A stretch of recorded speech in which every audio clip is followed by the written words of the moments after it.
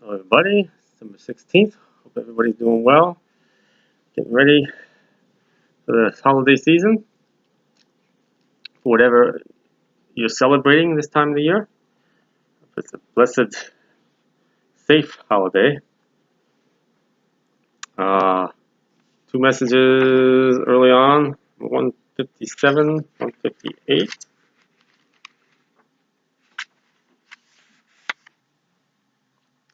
And then I want to read some things that was pointed out to me in Nahum, one of the later prophets. 157. Mountains of mist, hear their call, up upon the heights where snows fall. Feel their pulse, slowly beating, calls to all, hear her greeting. Cries of eagles sent through the air, telling us it's for all to share. A gracious gift from our Creator, gaze upon His earthly theater. Visions of the past play out before you, sense the history felt by so few. Who connected by spirit to all that was, knows all that He who made us does. My spirit sings for its freedom flight, seeks to break free with all its might. Soar amongst the clouds so high, amongst the bluest skies that fill the eye. With wonder and awe at Creator's art, from His infinite grace did depart. All the splendor of heaven and earth, to fill the heart with endless mirth.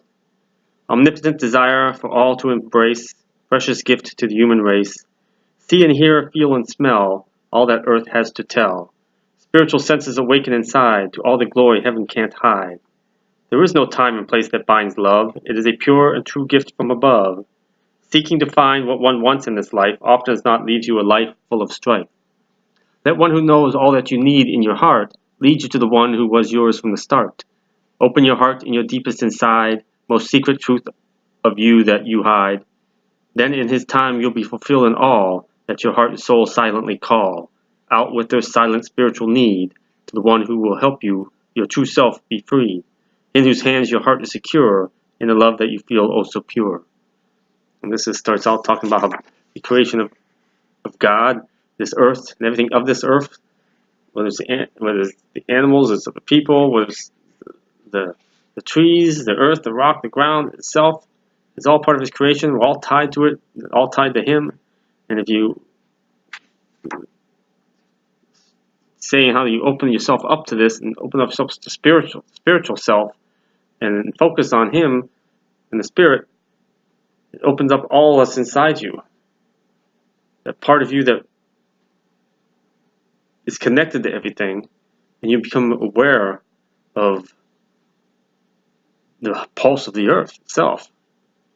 And then that opens you up more to Jesus and what all He can do for you and to lead you and guide you, fulfill all your needs, your spiritual needs, the desires of your heart are spiritual desires, not earthly desires. Those are the desires of the flesh being the earth, everything of the world, of life. I remember sitting in the Grand Canyon, on the edge of the Grand Canyon, or Valley of Fire, or Petrified Forest, Painted Desert, just out his awesome creation, and just absorbing it and open your senses to it. And as you grow in spirit, you become aware of the history of it, the age of it. Whenever I hiked in the mountains, just wonder these mountains, what have they beheld?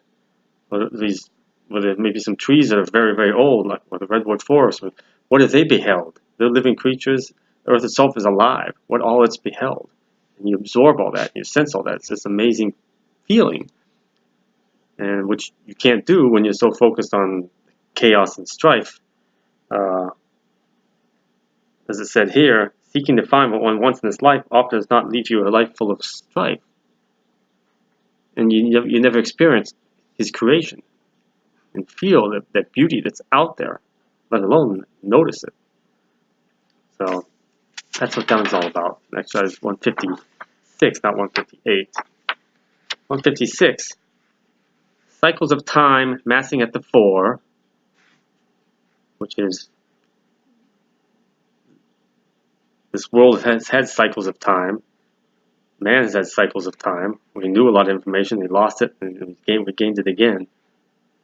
And so cycles of time massing at the 4, it's coming to the end of another cycle or age. And visions unseen by those who came before will be revealed to us. Healing the wounded earth of his creation, angels' wings flutter in celestial elation, so they're excited about this time.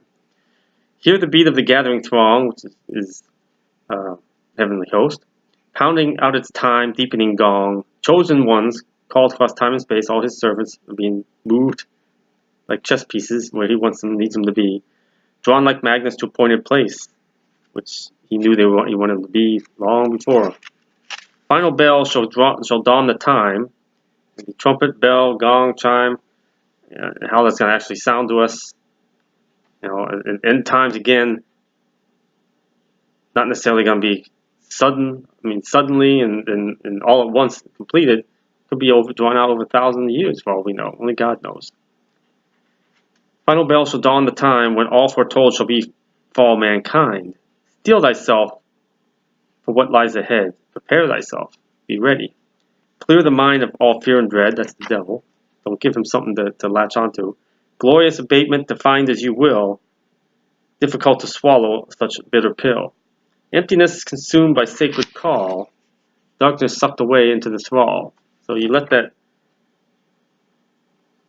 open yourself up to him, get rid of that fear and doubt and dread, and focus on the good things in him, and all that emptiness, when you answer his call and heed him and follow him, the emptiness will be consumed, in other words, be taken away. Then darkness has nothing to hold on to. The darkness sucked away into the thrall, be gone away. Legions upon legions of angelic armor, cleansing the world of the demonic charmer. Talking of what's beginning now at the final battle. Forever gone to eternal chasm, screaming forth its final spasm. So it's going to lose. The devil thinks he can win. That's his vanity. It's got him kicked out in the first place. Forever gone the eternal chasm, which is that schism caused by the devil's fall from grace. Screaming forth his final spasms, death throes. Father sends his begotten glory, Jesus, to finish the long ago forgotten story. Ethereal light grows from the mists, again mentioning the mists. They're opening up, the veils being slowly lifted.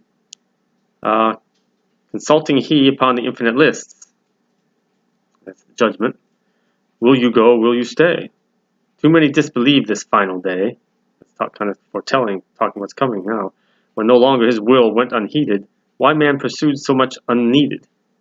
Holy Mother descends, open arms, teaching forgiveness to all, no more harms. Open doors, open hearts, all men must play their parts. Heavenly story unfolding now before us. Prepare yourselves for what comes, and thus, ready you'll be to receive the word that guides you to Almighty Lord.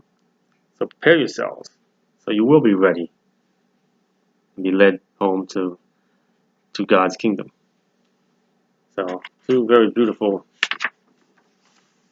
older messages. I hope they have meaning to you. Again, those are if you want to look them up, to read them yourself. They were 156 and 157 on the blog. Now to Nahum. It's just bits and pieces that jumped out at me. Again, I asked him what pages he wants me to look at, and then point out to me what it is he wants me to share. It's similar to the Bible messages. Same process. From Nahum, this back then it was talking about Nineveh, but everything in the Old Testament ties into things from the New Testament, which ties into modern times. The Lord is a jealous and avenging God. The Lord takes vengeance and is filled with wrath. The Lord takes vengeance on his foes and vents his wrath against his enemies. The Lord is slow to anger, but great in power. The Lord will not leave the guilty unpunished. And that's what's going to happen. That's coming. But also, the Lord is good, a refuge in times of trouble. He cares for those who trust in him and believe in him. Back to the foes, he will pursue his foes into the realm of darkness. Whatever they plot against the Lord, he will bring to an end. He knows what they're doing. He knew what they're going to be doing long before they began to do it. They will be entangled among thorns and drunk from their wine.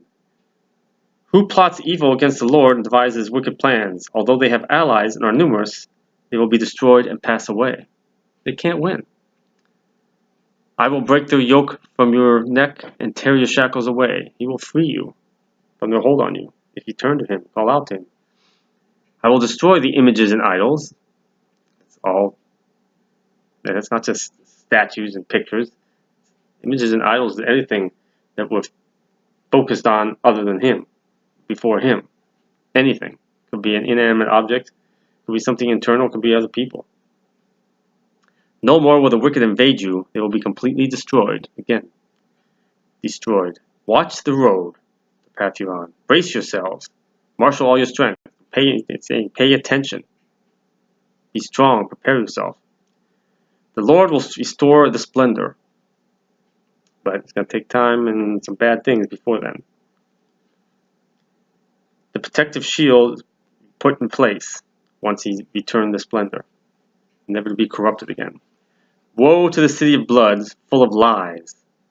Many casualties, piles of dead, bodies without number, people stumbling over the corpses, all because of the wanton lust of a prostitute. And mankind has prostituted himself. So there's going to be a lot of suffering. I am against you, declares the Lord Almighty. I will treat you with contempt, make you a spectacle. The gates of your land are wide open to your enemies. What's going to happen? The gates of hell are going to be opened up very shortly. They will devour you like a swarm of locusts. You have increased the number of your merchants, i.e. the rich. They, like locusts, they strip the land. Which they do. And their appetites are insatiable. They just continue to do it more and more. Your officials fly away. They'll flee. Drop of a hat. When things get bad, they're not going to look out for you. Or leaders, they're not going to look. They're going to look out to save themselves. Your shepherds, your spiritual, your religious leaders, slumber. Meanwhile, people are scattered. So very few so-called religious leaders are not serving God. They're not doing what they think they're supposed to be, what they're doing for God. They're not doing it. People are scattered with no one to gather them. Nothing can heal you. Your wound is fatal. This earth can't be healed. Their wounds cannot be healed. It's fatal. And they're going to die. That's why it's important to believe and focus on him and be ready. You will never die, as he said. So a little bit of Nahum ties into what's going on now. So that's it for this message. And next week will be close to Christmas week, so I know everybody's busy, and around this time of year, very few people have time to look at the blog or have time to watch the videos. So I'm not sure how many I will post. We'll post the following weekend, but I'll do as many as I can, and you just read them as you can. So have a blessed evening, rest of your day, wherever you may be, and God bless. Peace of Christ.